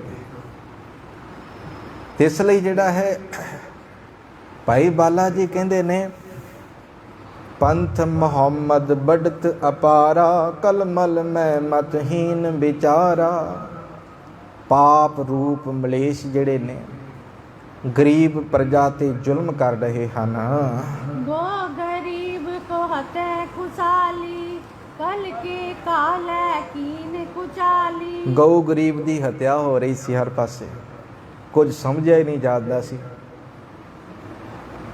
ਤੇ ਆਪਾਂ ਕੱਲ੍ਹ ਦੇ ਦੀਵਾਨਾਂ ਵਿੱਚ ਟੂਕ ਮਾਤਰ ਜ਼ਿਕਰ ਕਰਾਂਗੇ, ਸਮੇਂ ਸਿਰ ਪਹੁੰਚਿਓ। 1000 ਕੁਝ ਈਸਵੀ ਤੋਂ ਪਿੱਛੇ ਵੀ ਹੈ ਕੀ ਕੁਝ ਹੋਇਆ ਹੈ, ਕਿਹੋ ਜਿਹੇ ਤਸੱਦਦ ਹੁੰਦੇ ਸਨ, ਕੀ ਕੁਝ ਹੁੰਦਾ ਸੀ। ਗਜਨੀ ਤੇ ਬਾਜ਼ਾਰਾਂ ਦੇ ਵਿੱਚ ਜਿਹੜਾ ਹੈ ਇਸਤਰੀਆਂ ਨੂੰ ਗੁਲਾਮ ਬਣਾ ਕੇ ਨੱਥਾਂ ਪਾ ਕੇ ਵੇਚਿਆ ਜਾਂਦਾ ਸੀ। ਉਸ ਸਮੇਂ ਕੋਈ ਇੱਜ਼ਤ ਨਹੀਂ ਸੀ। ਜਦੋਂ ਜਿਹਦਾ ਮਨ ਕਰਨਾ, ਜਿੱਤੇ ਕਰਨਾ, ਉਸੇ ਸਮੇਂ ਜਿਹੜਾ ਹੈ ਉਸ ਨੂੰ ਗ੍ਰਿਫਤਾਰ ਕਰ ਲੈਣਾ ਜਾਂ ਆਪਣੇ ਅਧੀਨ ਕਰ ਲੈਣਾ। ਕੋਈ ਉਸ ਸਮੇਂ ਕੁਝ ਨਹੀਂ ਸੀ। ਪਰ ਇਹ ਗੁਰੂ ਨਾਨਕ ਪਾਤਸ਼ਾਹ ਮਹਾਰਾਜ ਜੀ ਹੀ ਸਨ ਜਿਨ੍ਹਾਂ ਨੇ ਜੁਗੋ ਜੁਗ ਅਟਲ ਗੁਰੂ ਗ੍ਰੰਥ ਸਾਹਿਬ ਮਹਾਰਾਜ ਵਿੱਚ ਬਚਨ ਦਰਜ ਕਰ ਦਿੱਤੇ ਸਨ। ਕਿਉਂਕਿ ਅਸੀਂ ਜਿਹੜਾ ਹੈ ਸੱਚ ਦੀ ਆਵਾਜ਼ ਤੋਂ ਘਬਰਾਉਂਦੇ ਨਹੀਂ, ਸੱਚ ਬੋਲਣ ਵਾਸਤੇ ਅਸੀਂ ਸਦਾ ਖੜੇ ਹਾਂ। ਇਸ ਲਈ ਜਿਹੜਾ ਹੈ ਪਾਪ ਕੀ ਜੰਜ ਲੈ ਕਾਬਲੋਂ ਧਾਇਆ, ਜੋਰੀ ਮੰਗੇ ਗਿਆਨ ਵੇ ਲਾਲ। ਇਹਦਾ ਭਾਵ ਕੀ ਹੈ? ਗੁਰੂ ਸਾਹਿਬ ਜੀ ਨੇ ਉਸ ਸਮੇਂ ਦਾ ਜ਼ਿਕਰ ਕਰ ਦਿੱਤਾ। ਕਹਿਣ ਲੱਗੇ ਕਿ ਅਸਲ ਦੇ ਵਿੱਚ ਜਿਹੜਾ ਹੈ ਬਾਬਰ ਵਰਗੇ ਆਏ ਨੇ, ਬੜਾ ਕੁਝ ਕੀਤਾ ਹੈ ਉਹਨਾਂ ਨੇ, ਤੇ ਜੋ ਨਹੀਂ ਸੀ ਹੋਣਾ ਸੀ ਉਹ ਵੀ ਹੋਇਆ ਹੈ। ਤੇ ਇਹ ਠੱਲ ਜਿਹੜੀ ਗੁਰੂ ਨਾਨਕ ਪਾਤਸ਼ਾਹ ਮਹਾਰਾਜ ਜੀ ਦੇ ਸਮੇਂ ਤੋਂ ਹੀ ਫਿਰ ਪੈਣੀ ਸ਼ੁਰੂ ਹੋਈ ਹੈ। ਘਬਰਾ ਗਏ ਸਨ। ਤੇ ਇਸ ਲਈ ਇੱਥੇ ਕਵੀ ਜੀ ਕਹਿੰਦੇ ਨੇ ਕਿ ਹਰ ਪਾਸੇ ਜਿਹੜਾ ਹੈ ਹੁਣ ਗਊ ਗਰੀਬ ਦੀ ਹੱਤਿਆ ਉਸ ਸਮੇਂ ਹੁੰਦੀ ਸੀ। ਖੋਟੀ ਮੱਤ ਵਾਲੇ ਜਿਹੜੇ ਆ ਉਹ ਆਗੂ ਬਣੇ ਹੋਏ ਸਨ। ਨਿਪਤ ਪਏ ਮਤ ਮੰਦ ਮਲੀਨਾ, ਜਨ ਸ਼ੁਭ ਕਰਮ ਕੋਸ ਕਿਸ ਲੀਨਾ। ਰਾਜੇ ਜਿਹੜੇ ਨੇ ਨਾ ਨਿਰਪਤ, ਰਾਜੇ ਭੈੜੀ ਬੁੱਧੀ ਵਾਲੇ, ਮਲੀਨ ਮੈਲੇ ਹੋ ਗਏ ਸਨ। ਤੇ ਜਨ ਸ਼ੁਭ ਕਰਮ ਖੋਸ ਜਿਸ ਲੀਨਾ। ਲੋਕਾਂ ਨੂੰ ਜਿਹੜਾ ਹੈ ਸ਼ੁਭ ਕਰਨ ਤੋਂ ਵੀ ਰੋਕਿਆ ਜਾਂਦਾ ਸੀ, ਭਗਤੀ ਕਰਨ ਤੋਂ ਵੀ ਰੋਕਿਆ ਜਾਂਦਾ ਸੀ। ਆਪਣੇ ਧਾਰਮਿਕ ਸਥਾਨ ਤੇ ਜਾਣ ਦੀ ਇਜਾਜ਼ਤ ਨਹੀਂ ਸੀ, ਟੈਕਸ ਵਗੈਰਾ ਲਾਏ ਜਾਂਦੇ ਸਨ, ਬਹੁਤ ਕੁਝ ਹੁੰਦਾ ਸੀ। ਮੰਤਰੀ ਲੋਲਪ ਬੈਸ ਅਗਾਮੀ ਦੁਰਾਚਾਰ ਕਰੀ ਮਨ ਬਾਮੀ। ਜਿਹੜੇ ਮੰਤਰੀ ਸਨ ਉਹ ਵਿਭਚਾਰੀ ਹੋ ਚੁੱਕੇ ਸਨ, ਉਹ ਲੰਪਟ, ਉਹ ਅਸਲ ਦੇ ਵਿੱਚ ਜਿਹੜਾ ਹੈ ਰਿਸ਼ਵਤ ਖੋਰ ਹੋ ਚੁੱਕੇ ਸਨ, ਟੇਢੇ ਮਨ ਵਾਲੇ, ਭੈੜੇ ਕਰਮਾਂ ਵਾਲੇ ਹੋ ਚੁੱਕੇ ਸਨ। ਇਹੋ ਜਿਹੀ ਦਸ਼ਾ ਉਸ ਸਮੇਂ ਸੀ।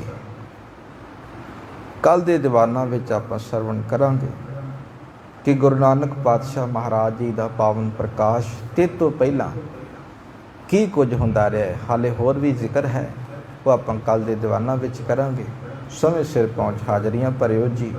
ਵਾਹਿਗੁਰੂ ਜੀ ਕਾ ਖਾਲਸਾ, ਵਾਹਿਗੁਰੂ ਜੀ ਕੀ ਫਤਿਹ। ਅਟੁੱਟ ਹੈ ਪਾਰ ਬ੍ਰਹਮ ਅਵਿਨਾਸ਼ੀ ਅਗਨਾਸ਼, ਹੇ ਪੂਰਨ ਹੈ ਸਰਬ ਮੈਂ, ਪੰਜਨ ਗੁਣ ਪਾਰ, ਹੇ ਸੰਗੀ ਹੈ ਨਿਰੰਕਾਰ, ਨਿਰਗੁਣ ਪ੍ਰਗਟੇ, ਹੇ ਗੋਬਿੰਦ ਹੈ ਗੁਣ ਨਿਧਾਨ, ਆਖੇ ਸਦਾ ਵਿਵੇਕ, ਹੇ ਅਪਰੰਪਰ ਹਰ ਹਰੇ, ਵੀ ਹੋਵਨ ਹਾਰ, ਹੇ ਸੰਤਾਂ ਕੈ ਸਦਾ ਸੰਗ, ਨਾਰਾਇਣ ਹੇ ਠਾਕੁਰ ਹਉ ਦਾਸਰੋ, ਨਿਰਗੁਣ ਗੁਣ ਨਹੀਂ ਕੋ, ਨਾਨਕ ਦੀਜੈ ਨਾਮਦਾਨ, ਕੋਹੀਏ ਪਰੋ, ਆਏ ਪ੍ਰਭ ਸ਼ਰਨਾਗਤੀ, ਪਾਨਿਧ ਦਇਆਲ, ਏਕ ਅਖਰ ਹਰ ਮਨ ਬਸਤ, ਨਾਨਕ ਹੋਤ ਨਿਹਾਲ, ਆਏ ਪ੍ਰਭ ਸ਼ਰਨਾਗਤੀ,